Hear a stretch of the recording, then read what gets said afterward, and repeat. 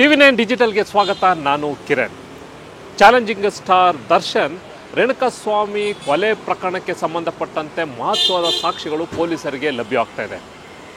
ತನಿಖೆಯನ್ನು ಪೊಲೀಸರು ಹೋಗ್ತಾ ಇದ್ದಂಗೆ ಸಾಕಷ್ಟು ವಿಚಾರಗಳು ಈಗ ಬಹಿರಂಗವಾಗ್ತಾ ಇದೆ. ಜೂನ್ 8ರಂದು ರೇಣುಕಾಸ್ವಾಮಿಯನ್ನು ಸಂಜೆ ಶೆಡ್ನಲ್ಲಿ ಕೊಲೆ ಮಾಡಲಾಗ್ತಾ ಇದೆ. ನಂತರ 9ನೇ ತಾರೀಕು ಬೆಳಗ್ಗೆ ಕಾಮಾಕ್ಷಿಪಾಳ್ಯ ಪೊಲೀಸ್ ಠಾಣೆ ವ್ಯಾಪ್ತಿಯಲ್ಲಿ ಒಂದು ರಾಜಕಾಲುವೆಯಲ್ಲಿ ರೇಣುಕಾಸ್ವಾಮಿಯ ಬಾಡಿ ಪತ್ತೆ ಆಗುತ್ತೆ. ಮರುದಿನ ಅಂದರೆ 10ನೇ ತಾರೀಕು ಸಂಜೆ 3 ಜನ ಬಂದು ಪೊಲೀಸ್ ಠಾಣೆಯಲ್ಲಿ ಸರೆಂಡರ್ ಆಗ್ತಾರೆ. ಅವರು ಸರೆಂಡರ್ ಆಗೋ ಮುಂಚೆನೇ ಅಂದರೆ ಒಂದು ದಿನ ಮುಂಚೆನೇ ಪೊಲೀಸರು ಎಲ್ಲಿ ಈ ಒಂದು ಕೊಲೆ ಆಗಿದೆ ಅಂತ ಅವ್ರಿಗೆ ಗೊತ್ತಿತ್ತು. ಏನು ಜೂನ್ 9ನೇ ತಾರೀಕು ಬಾಡಿ ರಾಜಕಾಲುವೆ ಸಿಕ್ಕಿದಾಗ ಅಲ್ಲಿದ್ದಂಥ ಎಕ್ಸ್ಪರ್ಟ್ಸ್ ತಜ್ಞರು ಹೇಳೋ ಪ್ರಕಾರ ಇದೊಂದು ಕೊಲೆ, ಬೇರೆ ಕಡೆಯಿಂದ ಕೊಲೆ ಮಾಡಿ ಬಾಡಿಯನ್ನು ಇಲ್ಲಿ ತಂದು ಬಿಸಾಕಿದ್ದಾರೆ ಅನ್ನೋದು ಕನ್ಕ್ಲೂಷನ್ಗೆ ಬರ್ತಾರೆ. ಜೂನ್ 8ನೇ ತಾರೀಕು ಸಂಜೆ ಕೊಲೆ ಆದರೂ ಮಾರನೇ ದಿನ ಜೂನ್ 9ಕ್ಕೆ ಬೆಳಗ್ಗೆ ಸಿಗುವಂಥ ಬಾಡಿಯಲ್ಲಿ ಪೊಲೀಸರು ಇದೊಂದು ಕೊಲೆ ಪ್ರಕರಣ ಅಂತ ನಿರ್ಧಾರಕ್ಕೆ ಬಂದು ಕೊಲೆ ಎಲ್ಲಾಗಿರ್ಬೋದು ಅಂತ ಹುಡುಕಾಟವನ್ನು ಶುರು ಮಾಡ್ತಾರೆ. ಅಲ್ಲಿದ್ದಂಥ CCTV ಫುಟೇಜನ್ನು ಅವರು ಪರಿಶೀಲನೆ ಮಾಡಿದಾಗ 2 ವೆಹಿಕಲ್, ಒಂದು ಸ್ಕಾರ್ಪಿಯೋ ಮತ್ತು ರೆಡ್ ಕಲರ್ ಜೀಪಲ್ಲಿ ಈ ಒಂದು ಸ್ಪಾಟಿಗೆ ಬಂದು ಬಾಡಿನ ಡಿಸ್ಪೋಸ್ ಮಾಡಿ ಹೋಗಿದ್ದಾರೆ. ಅದು ಅರ್ಲಿ ಮಾರ್ನಿಂಗ್ 3 ಗಂಟೆ 5 ನಿಮಿಷಕ್ಕೆ ಅನ್ನೋದು ಪತ್ತೆ ಆಗುತ್ತೆ. ಕಾಮಾಕ್ಷಿಪಾಳ್ಯ ಪೊಲೀಸರು ಈ 2 ವೆಹಿಕಲ್ಗಳು ಎಲ್ಲಿಂದ ಬಂದಿದೆ ಅನ್ನೋದನ್ನು ಹುಡುಕಾಟ ಮಾಡೋಕ್ಕೆ ಶುರು ಮಾಡ್ತಾರೆ. ಅಂತಿಮವಾಗಿ ಇಡೀ ದಿನ ಹುಡ್ಕಾಡೋ ಅಷ್ಟೊತ್ತಿಗೆ ಅಂದರೆ ಜೂನ್ 9ನೇ ತಾರೀಕು ಸಂಜೆ ಆಗೋಷ್ಟೊತ್ತಿಗೆ ರಾಜರಾಜೇಶ್ವರಿ ನಗರದಲ್ಲಿರುವಂಥ ಶೆಡ್ನಿಂದ ಈ ಒಂದು ಗಾಡಿಗಳು ಹೊರಗಡೆ ಬಂದಿದೆ ಅನ್ನೋದು ಕನ್ಫರ್ಮ್ ಆಗುತ್ತೆ.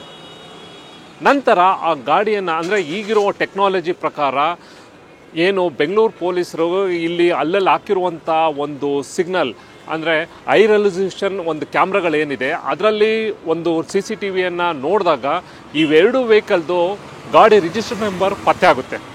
ನಂತರ RTO ಇಂದ ಆ ಓನರ್ಗಳು ಯಾರು ಅನ್ನೋದನ್ನು ಪತ್ತೆ ಹಚ್ಚಿದ ಒಂದು ವಿನಯ್ ಗಾಡಿಗೆ ಮತ್ತೊಂದು ಪ್ರದೋಷ್ ಅನ್ನೋದು ಪೊಲೀಸರಿಗೆ ಗೊತ್ತಾಗುತ್ತೆ.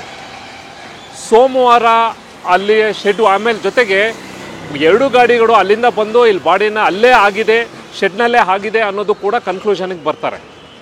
ನಂತರ ಅವರ ಬಗ್ಗೆ ಟವರ್ ಲೊಕೇಶನ್ ಯಾರವರು, ಅವ್ರ ಹಿನ್ನೆಲೆ ಏನು ಎಲ್ಲ ತಿಳ್ಕೊಳ್ಳೋ ಅಷ್ಟೊತ್ತಿಗೆ 3 ಜನ ಬಂದು ಮರುದಿನ ಸರೆಂಡರ್ ಆಗ್ತಾರೆ. ಯಾಕೆಂದರೆ ಅಷ್ಟೊತ್ತಿಗಾಗಲೇ ಪೊಲೀಸರು ನಮ್ಮನ್ನ ಬೆನ್ನತ್ತಿದ್ದಾರೆ ಅಂತ ಬಹುಶಃ ದರ್ಶನ್ ಮತ್ತು ಆತನ ಟೀಮ್ಗೆ ಗೊತ್ತಾಯಿತು ಅನಿಸುತ್ತೆ. ಹಾಗಾಗಿ ಈ ಕೇಸ್ನ ಮತ್ತೆ ಫರ್ದರ್ ಅವ್ರ ಇನ್ವೆಸ್ಟಿಗೇಷನ್ ಆಗೋ ಮುಂಚೆನೇ ನಾವೇ ಹೋಗಿ ಸರೆಂಡರ್ ಆಗಿಬಿಡೋಣ ಅಂತ ಕೆಲವೊಂದು 3 ಜನ ಅವರ ದುಡ್ಡನ್ನು ತಗೊಂಡು ಅಂದರೆ ದರ್ಶನ್ನಿಂದ ಹಣ ಪಡೆದಂಥ 3 ಜನ ಸರೆಂಡರ್ ಆಗೋಕ್ಕೆ ಅಂತ ನೇರವಾಗಿ ಬಂದು ಪೊಲೀಸ್ ಸ್ಟೇಷನಲ್ಲಿ ಸರೆಂಡರ್ ಆಗ್ತಾರೆ. ಅಂದರೆ ಇಡೀ ಪ್ರಕರಣಕ್ಕೆ ಒಂದು ಫುಲ್ ಸ್ಟಾಪ್ ಕೊಡಬೇಕು, ಇವರೇ ಕೊಲೆ ಮಾಡಿದರು, ಇವರೇ ಸರೆಂಡರ್ ಆಗಿದ್ದಾರೆ, ಇಲ್ಲಿಗೆ ಕೇಸನ್ನು ಕ್ಲೋಸ್ ಮಾಡಿಸ್ಬೇಕು ಅನ್ನೋದು ಅವರ ಇಂಟೆನ್ಷನ್ ಆಗಿರುತ್ತೆ. ನಂತರ ಅವ್ರನ್ನ ವಿಚಾರಣೆ ಮಾಡಿದಾಗ ಹಿರಿಯ ಅಧಿಕಾರಿಗಳು ಮತ್ತು ನಿಜವಾದ ಘಟನೆ ಅಂದರೆ ಇದರಲ್ಲಿ ದರ್ಶನ್ ಮತ್ತು ಪವಿತ್ರ ಗೌಡ ಸೇರಿದಂತೆ ಸುಮಾರು 17-18 ಜನ ಇನ್ವಾಲ್ವ್ ಆಗಿರುವಂಥದ್ದು ಪತ್ತೆ ಆಗುತ್ತೆ.